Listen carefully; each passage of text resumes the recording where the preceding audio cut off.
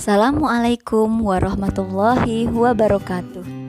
Halo anak-anak, kita jumpa lagi dalam video pembelajaran matematika kelas 9. Baiklah, pada video kali ini kita akan membahas mengenai materi kesebangunan dan kekongruenan bangun datar atau segitiga. Sebelumnya kita ketahui dulu tujuan pembelajaran dari video kali ini, yaitu ada 4 tujuan pembelajaran. Bisa kalian lihat. Oke, baiklah. Perhatikan gambar di bawah ini. Apa yang kamu bayangkan mengenai perbedaan dari benda-benda tersebut? Di sini ada bentuk yang sama tapi ukuran berbeda, dan ada juga bentuk sama, ukuran juga sama. Coba amatilah kembali figurat tersebut. Apakah bentuk dan ukurannya sama? Kemudian, pernahkah kamu membayangkan bagaimana memperkirakan ukuran tinggi pohon, tiang bendera, atau gedung tanpa harus mengukur langsung? Nah, masalah-masalah tersebut dapat diselesaikan dengan konsep kekongruenan dan kesebangunan. Marilah kita pelajari. Materi pertama yang akan kita bahas yaitu mengenai kekongruenan bangun datar. Perhatikan benda di sini, ada 2 benda. 2 benda tersebut yaitu benda yang kongruen.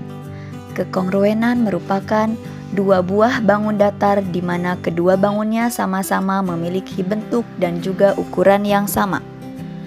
Kekongruenan ini biasa dilambangkan dengan pemakaian simbol. Bisa kalian lihat itu simbol kongruen. Secara umum, syarat 2 bangun saling kongruen sebagai berikut. Yang pertama, sudut-sudut yang bersesuaian sama besar, dan kedua, sisi-sisi yang bersesuaian sama panjang. Perhatikan contoh soal di sini. Ada 2 bangun trapesium KLMN dan PQRS. Pada kedua bangun di samping adalah bangun yang kongruen karena panjang KL sama dengan PQ, panjang LM sama dengan QR, panjang MN sama dengan RS, panjang NK sama dengan SP. Oleh karena itu, bangun KLMN dan PQRS dikatakan kongruen karena memiliki bentuk dan ukuran yang sama. Selanjutnya, kita akan bahas mengenai materi kekongruenan 2 segitiga. Di sini ada 2 segitiga. 2 segitiga yang kongruen mempunyai sifat-sifat sebagai berikut. Sudut-sudut yang bersesuaian sama besar dan sisi-sisi yang bersesuaian sama panjang. Untuk menunjukkan bahwa 2 segitiga kongruen, tidak perlu ditunjukkan semua sisinya sama panjang dan ketiga sudutnya sama besar. Berikut ini syarat cukup dari 2 segitiga kongruen. Yang ke-1, 3 pasang sisi yang bersesuaian sama panjang atau sisi-sisi-sisi. 2 pasang sisi yang bersesuaian sama panjang dan sepasang sudut sama besar atau sisi sudut sisi. Dan ketiga, 2 pasang sudut yang bersesuaian sama besar dan sepasang sisi sama panjang atau sudut sisi sudut. Saya akan membahas mengenai syarat untuk segitiga kongruen. Yang pertama yaitu 3 sisi yang bersesuaian sama panjang atau sisi-sisi-sisi. Di sini ada 2 segitiga ABC dan PQR. Berdasarkan gambar segitiga ABC dan segitiga PQR di samping, bahwa keduanya memiliki panjang AB sama dengan PQ, panjang AC sama dengan PR, dan panjang BC sama dengan QR.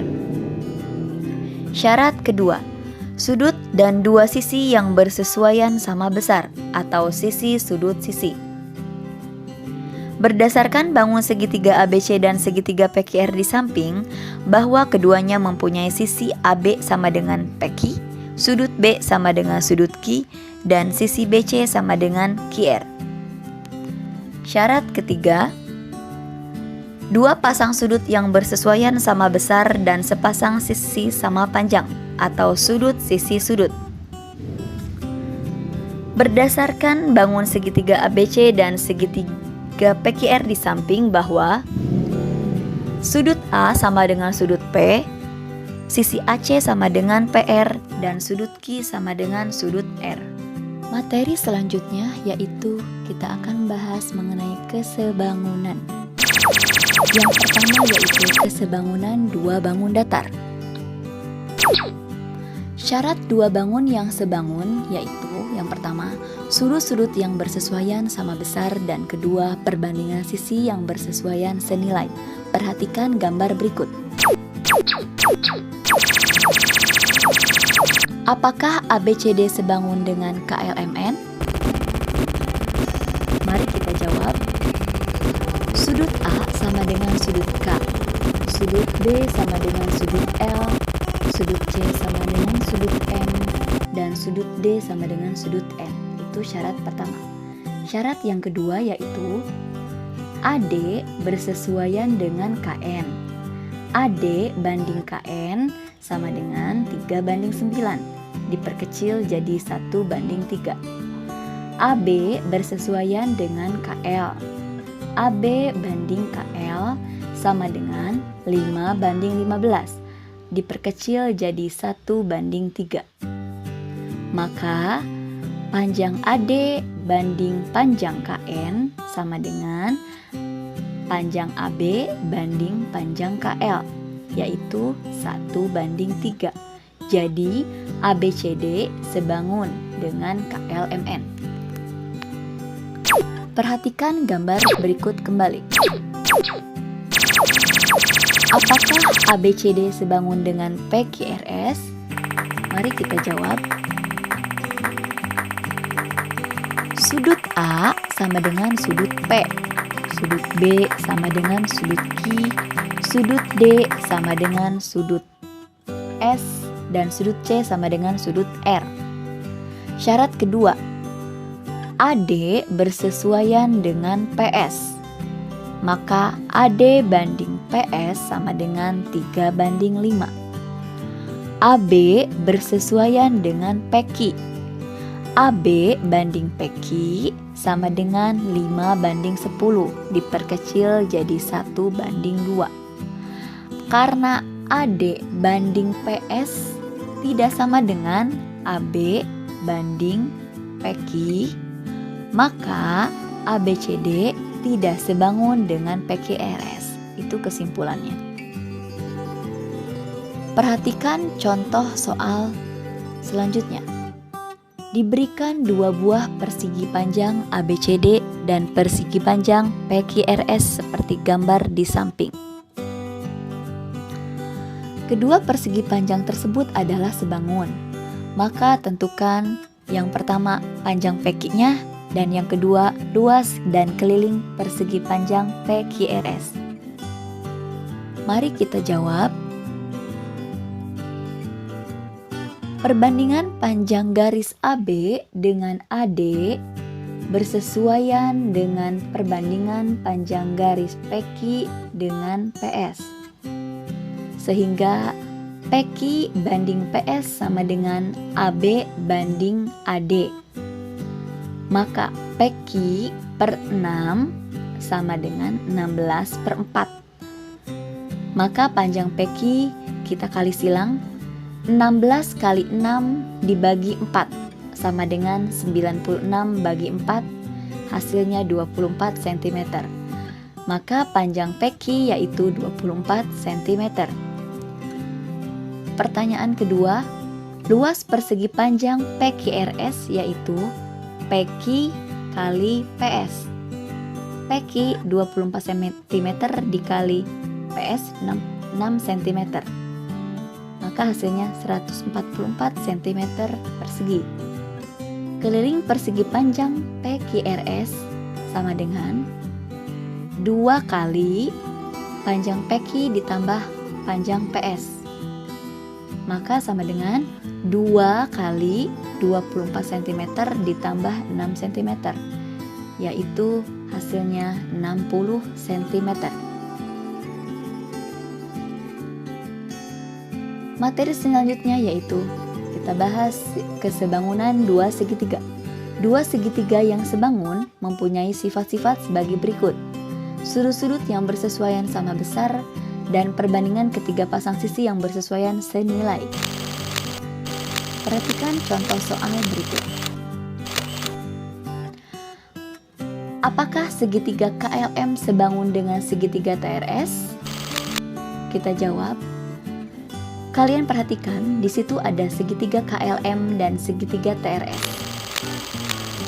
Untuk menunjukkan sebangun atau tidaknya kedua segitiga itu, maka kita periksa perbandingan sisi-sisi yang bersesuaian, mulai yang terpendek sampai sisi yang terpanjang. Lihat panjang KL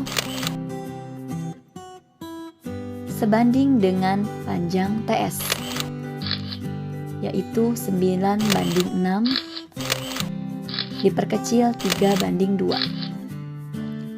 Panjang KM banding panjang TR,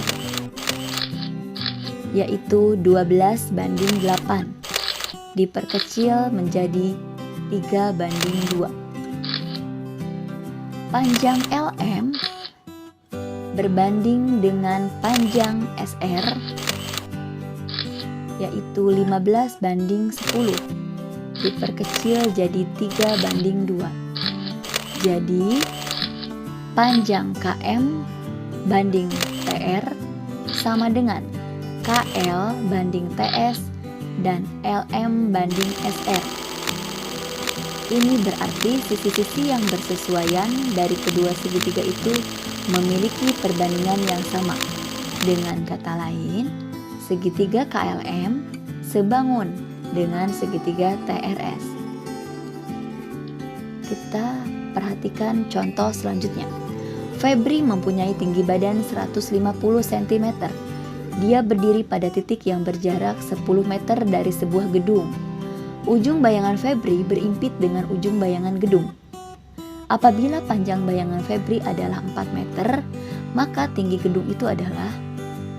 Kita buat simulasi dulu sebelum menjawabnya. Ada gedung, ada Febri, dan panjang bayangan. Kita buat titik-titiknya, A, B, C, D, dan E. Kita perhatikan terlebih dahulu bangun segitiga ABE dan segitiga ACD berdasarkan prinsip kesebangunan. Setelah itu, baru kita bisa jawab. Tinggi Febri banding tinggi gedung sama dengan bayangan Febri banding bayangan gedung. Maka 1,5 cm kita buat ke dalam meter, tinggi Febrinya yaitu 1,5 banding DC sama dengan 4:14. Maka tinggi DC yaitu kita pakai kali silang 1,5 kali 14 dibagi 4. Maka tinggi gedung DC yaitu 5,25 meter. Nah, itulah pembahasan tentang kesebangunan. Sekarang kalian sudah bisa membedakan ya, kalau kedua bangun dikatakan kongruen itu bentuk dan sisi-sisi yang bersesuaian sama panjang. Tetapi dua bangun dikatakan sebangun jika bentuknya sama, tapi sisi yang bersesuaian itu harus mempunyai perbandingan sisi yang senilai. Jadi semua bangun yang kongruen sudah pasti sebangun, tapi kalau sebangun belum tentu kongruen ya. Marilah kita simak rumus-rumus khusus kesebangunan segitiga. Silahkan kalian simak.